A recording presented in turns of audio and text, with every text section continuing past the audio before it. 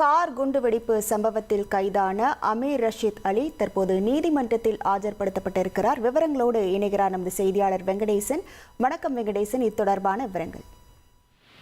வணக்கம். டெல்லி செங்கோட்டை அருகே வெடித்த காரின் உரிமையாளரான அமீர் ரஷீத் அலி டெல்லியில் என்ஐஏ தேசிய புலனாய்வு முகமையால் கைது செய்யப்பட்டார்.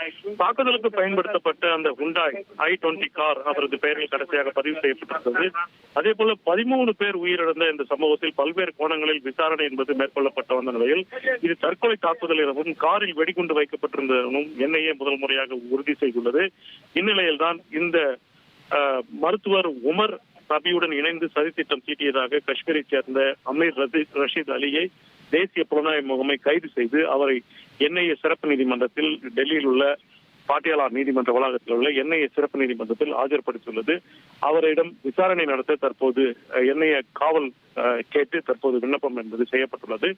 அவரை என்ஐஏ காவலில் வைத்து விசாரிக்க நீதிபதி விரைவில் உத்தரவிட உள்ளார்.